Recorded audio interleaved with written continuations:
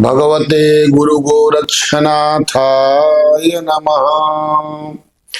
आदिनाथ समारंभां गोरक्षनाथ मध्यमाम् अस्मदाचार्य पर्यन्तां वंदे गुरु परंपरां वंदे गुरु परंपरां।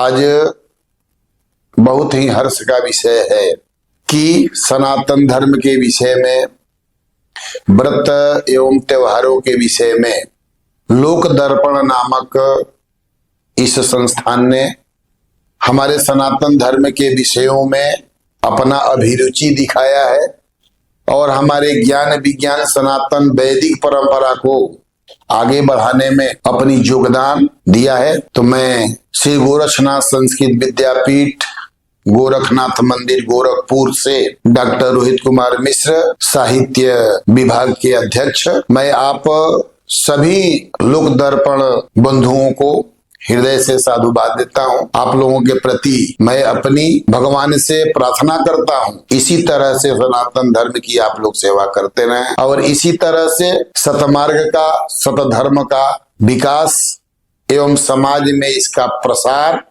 आप लोगों के द्वारा होता रहे। आज जिन विषयों को लेकर के हम यहाँ उपस्थित हैं, कार्तिक मास में कृष्ण पक्ष एवं शुक्ल पक्ष में जो 5 दिनों तक होने वाले लक्ष्मी पूजन महोत्सव है, उस महोत्सव के बारे में सनातन धर्मावलंबियों को कुछ मैं बताना चाहता हूँ। सर्वप्रथम मेरा विषय है कि जो हमारा धनत्रयोदशी, धनतेरस जो व्रत है, उत्सव है, महोत्सव है, वह कार्तिक कृष्ण त्रयोदशी दिन शनिवार दिन में 1:21 के बाद त्रयोदशी प्रारंभ हो रही है, जिसमें शनि प्रदोष व्रत, धनत्रयोदशी यानी धनतेरस का व्रत एवं इसका क्रय विक्रय का महोत्सव मनाया जाएगा। उसी दिन भगवान धन्वंतरी का जन्मोत्सव पर्व भी मनाया जाएगा, कामेश्वरी जयंती का पर्व मनाया जाएगा तथा उसी धन त्रयोदशी के दिन सौर्य कार्तिक मासारंभ होगा। यम दीपदान का विषय उसी दिन स्थापित होगा। सायंकाल में चतुर्मुख दीप बना करके प्रज्वलित करके घर के बाहर अपनी दीर्घायुष्यता के लिए घर के बाहर रखा जाएगा। यह हमारा शुभ कार्य, यह व्रत, यह त्योहार धनत्रयोदशी के दिन यानी 18/10/2025 को मनाया जाएगा। दूसरा विषय 19/10/2025 को कार्तिक कृष्ण चतुर्दशी दिन में 1:55 पर हो रहा है। इस दिन रविवार को मास शिवरात्रि का व्रत मनाया जाएगा, हनुमत जन्मोत्सव मनाया जाएगा। इसी दिन नरक चतुर्दशी व्रत होगी, जिसका चंद्रोदय रात्रि व्यापनी होगी। रात्रि में 4:47 तक चंद्रोदय का शुभ काल होगा। उस दिन हम नरक चतुर्दशी का व्रत करेंगे और उस दिन भी नरक दोष से निवारण के लिए, नरकी जीवन प्राप्त न हो, हमको नरक न जाना पड़े, हमारा अभ्युन्नति हो, हमारा उन्नयन हो, हमारा विकास हो, हमारा संवर्धन हो, हमारी चारों तरफ से सुरक्षा हो, संरक्षा हो, इसके लिए यम महाराज का हम पूजन करेंगे, उनकी आराधना करेंगे और उनके लिए दीपदान भी करेंगे। रात्रि में भोजन करने के पश्चात घर के सभी सदस्यों का भोजन हो जाने के बाद एक दीप यम महाराज के लिए हम निस्तारण करेंगे, घर से बाहर करेंगे, जिससे हमारे कुल में, हमारे वंश में, हमारे परिवार में किसी सदस्य को नारकीय जीवन प्राप्त न हो, इसलिए हम दीपदान करते हैं नरक चतुर्दशी के दिन। अब मैं कार्तिक कृष्ण अमावस्या दिन सोमवार को दिन में 2:56 के बाद अमावस्या तिथि हो रही है, जो प्रदोष व्यापिनी है। दीपावली का महोत्सव दीपावली का महापर्व 20/10/2025 को मनाया जाएगा। उस दिन यम तर्पण, हनुमत दर्शन, इंद्र, लक्ष्मी, कुबेर आदि देवताओं का पूजन, सायंकाल देव मंदिरों में दीपदान, रात्रि काल में निशीथ काल में महाकाली का पूजन, शेष रात्रि दरिद्रता का निस्तारण तथा माँ लक्ष्मी का पूजन। हमारे यहाँ 12 राशियां हैं। 12 राशियों को 3 भाग में विभक्त किया गया है, बांटा गया है, चीर, स्थिर और द्विस्वभाव। शास्त्र में मुहूर्त में वर्णन मिलता है कि स्थिर लग्न में माँ लक्ष्मी की पूजा करने से धन की स्थिरता होती है, धन का विस्तार होता है, वैभव का स्थिरत्व आता है। इसलिए मैं हिंदू जनमानस से, सनातन धर्मावलंबियों से अनुरोध करूंगा कि वृक्ष लग्न, सिंह लग्न, वृश्चिक लग्न और कुंभ लग्न, ये 4 लग्न स्थिर लग्न है। इस स्थिर लग्न में माँ लक्ष्मी की उपासना करें, उनका विधिवत पूजन करें, षोडशोपचार उनका पूजन करके शांत चित्त, निर्मल चित्त होकर के, पवित्र आत्मा होकर के भगवती का उपासना करके यथोक्त जो उनकी अभिलाषा है, जो उनकी इच्छा है, जो उनकी कामना है, उस कामना को पूर्ण कर सकते हैं। माँ लक्ष्मी उनके अभिष्ट को, उनके इच्छा को अगर इन लग्नों में पूजन करते हैं, अर्चन करते हैं, उनका समर्चन करते हैं, तो निश्चित रूप से भगवती उनके अभिष्ट को पूर्ण करेंगे। कार्तिक के पक्ष अमावस्या दिन मंगलवार सायं 4:26 तक अमावस्या है। अमावस्या का 2 दिन भोग है, इसलिए जो 21 तारीख की अमावस्या है वह अमावस्या स्नान दान श्राद्ध की अमावस्या है, क्योंकि वह अमावस्या सायंकाल 4:26 तक रह रही है।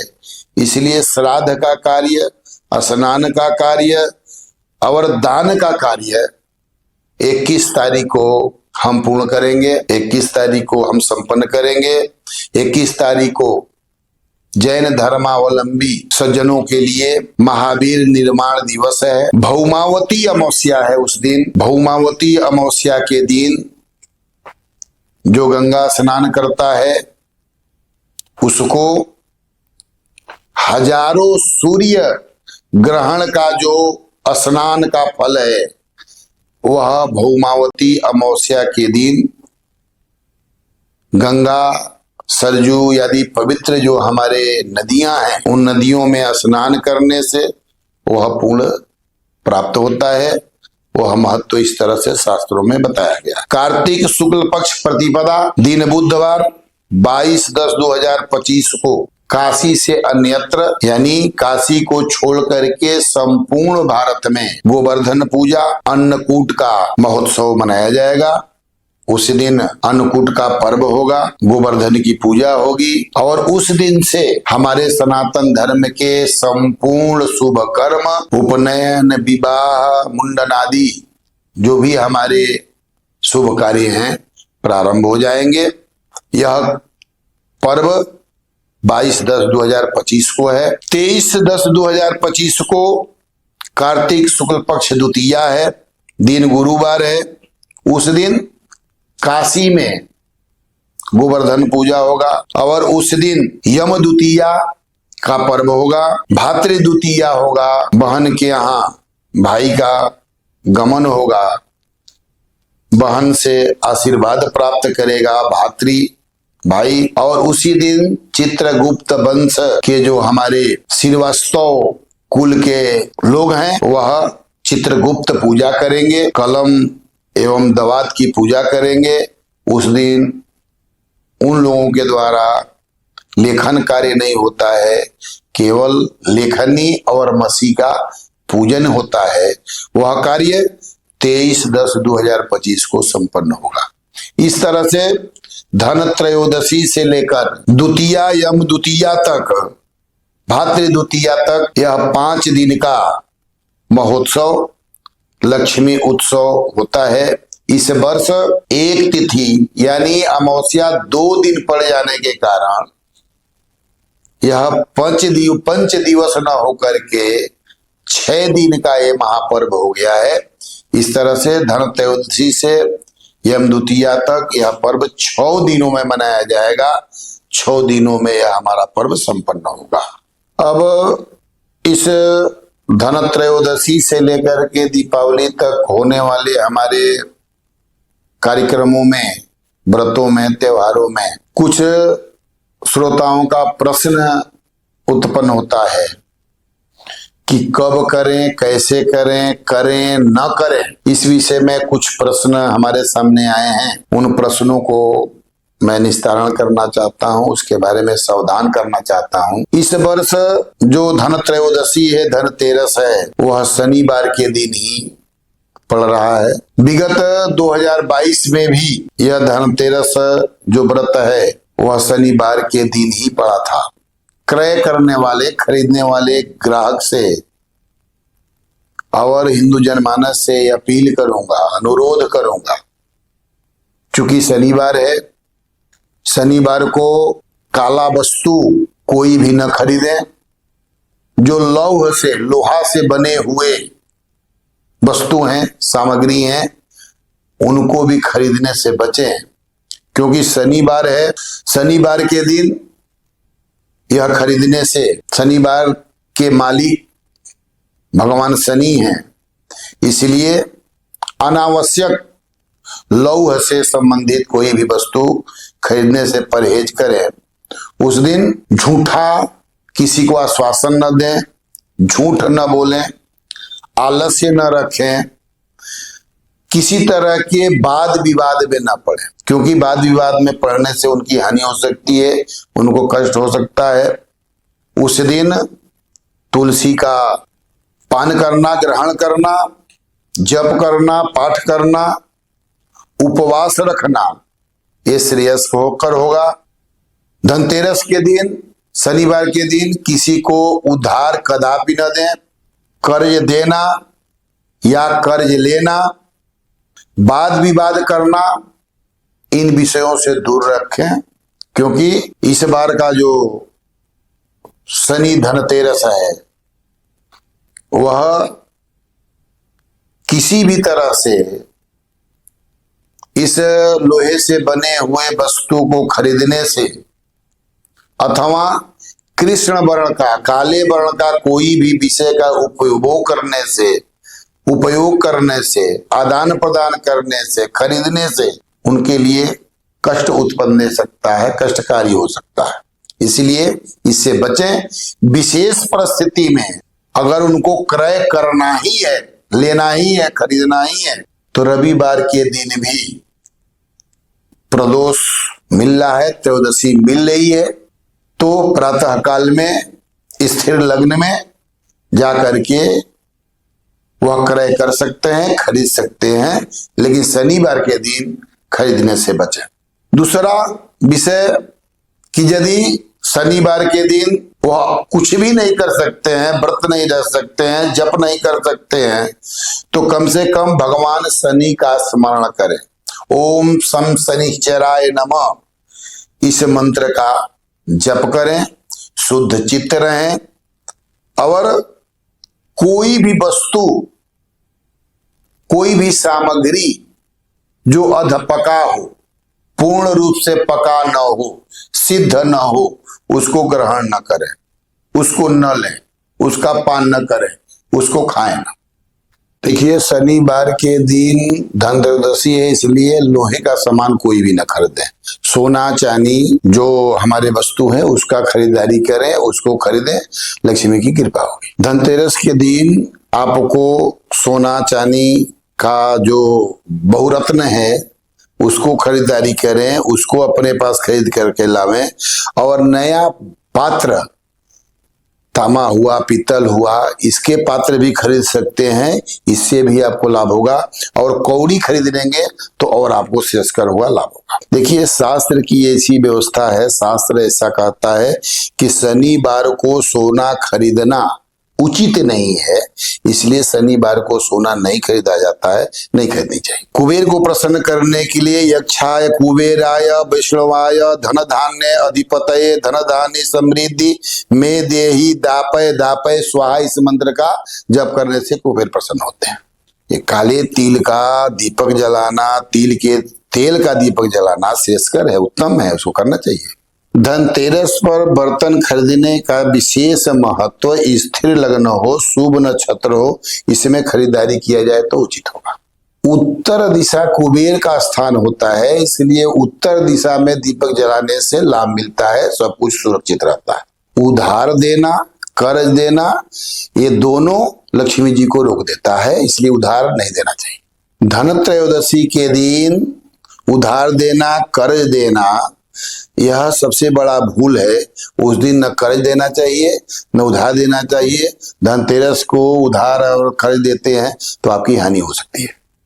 छोटी दीपावली के दिन सूर्योदय से पहले और सूर्योदय के समय अष्टांग तेल लगाने से शुभ माना गया है।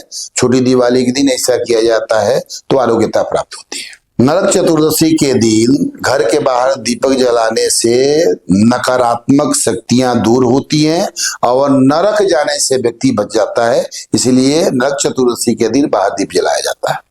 अकाल मृत्यु को वारण करने के लिए, निवारण करने के लिए यम दीप इसलिए जलाया जाता है कि यमराज हमारे ऊपर प्रसन्न हो, उनके द्वारा मुझे कोई दंड प्राप्त न हो। सनातन धर्म में ऐसी व्यवस्था है कि छोटी दीपावली के दिन रात के समय झाड़ू नहीं फेंकना चाहिए, यह अशुभ माना गया। नरक चतुर्दशी के दिन दीप जलाना हमारे लिए श्रेयस्कर होता है। दीप जलाने से हमारे सारे संकट दूर हो जाते हैं। ओम क्लीं संकट नाशिन्यै नमः यह कहा जाता है तो हमारा सारे संकट समाप्त हो जाते हैं। दीपावली के दिन बुझी हुई दीपक जलाया जाए अथवा जली हुई दीपक को जलाया जाए तो देवी की कृपा रुक जाती है। हमारे यहाँ शास्त्र में बताया गया है, तांत्रिक परंपरा में बताया गया है कि मध्याह्न शक्ति वृद्धि को देने वाला है। उस समय यदि जप किया जाए तो प्रभावशाली माना गया है। दीपावली के पूजन में विषम संख्या में दीपक जलाया जाए तो अलाभकारी होता है। दीपावली के रात उधार इसलिए नहीं देना चाहिए कि धन का अवसान हो जाता है और प्रत्यक्ष रूप से लक्ष्मी बाहर चली जाती।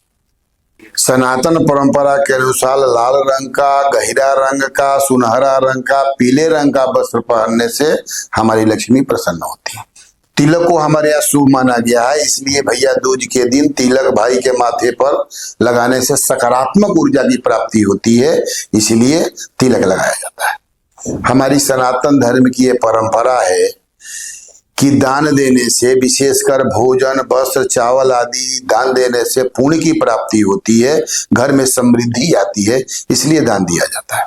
भाई दूज के दिन लाल रंग की, केसर रंग की मिश्रित यदि वस्त्र पहना जाए तो शुभ माना जाता है। यम द्वितीया के दिन, भैया दूज के दिन यमदेव को याद करना एक हमारी शास्त्रीय परंपरा है, हमारी मान्यता है। यमराज की कृपा बनी रहती है, इसलिए यमाय त्वा ग्रीमते स्वाहा इस मंत्र का जप करने से यमराज खुश होते हैं। भैया दूज के दिन यदि भाई अपने बहन को एक सिक्का दे, चावल दे, लाल वस्त्र दे, कोई भी एक वस्तु देता है तो उसके जीवन में किसी प्रकार की कोई कमी नहीं रहेगी। महालक्ष्मी पूजन जो 20 तारीख को हमारा सनातन धर्मावलंबी संपन्न करेंगे, उनसे मेरा निवेदन है कि अपने घर में अथवा सामूहिक स्थान में कहीं भी यदि आप इस महापर्व को मनाते हैं, करते हैं, तो सर्वप्रथम आपको शुद्ध चित्त, निर्मल मन, पवित्र पुण्यात्मा होकर के आप इस महोत्सव को मनावें, क्योंकि किसी प्रकार का कोई भी व्यंजन, वस्तु अथवा सामग्री किसी को भी समर्पित कर दिया जाए, यदि उसमें प्रेम न हो, उसमें समर्पण न हो, उसमें भक्ति न हो, तो उसका कोई यथार्थ सत्यता नहीं रहती। इसलिए हमारा अनुरोध है हमारा निवेदन है सनातन धर्मावलंबियों से कि हमारे यहाँ वैदिक परंपरा में पंचोपचार पूजन और षोडशोपचार पूजन 2 प्रकार की पूजन बताई गई।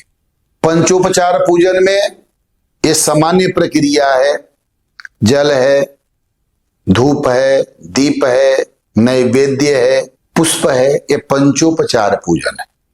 षोडशोपचार पूजन में हमारे यहाँ धूप, दीप, नैवेद्य, जल, श्रृंगार, फल, वस्त्र, यज्ञोपवीत, अनेक प्रकार के हमारे रोली, सिंदूर, अबीर, अबरग, धूप, दीप, नैवेद्य, अर्घ इत्यादि ये 16 हमारे यहाँ विषय बताए गए हैं। लेकिन मैं आप सबसे यही निवेदन करूंगा कि षोडशोपचार पूजन हो चाहे पंचोपचार पूजन, हमारे देवता तभी प्राप्त करेंगे, हमारे मन में पवित्रता होगी, हमारे मन में शुचिता होगी, स्वच्छता होगी, तभी देवता उस पदार्थ को, हमारे द्वारा दिए हुए सामग्री को प्राप्त करेंगे। इसलिए जो भी समर्पित करना हो, कोई जरूरी नहीं है षोडशोपचार ही पूजन करें, पंचोपचार ही पूजन करें,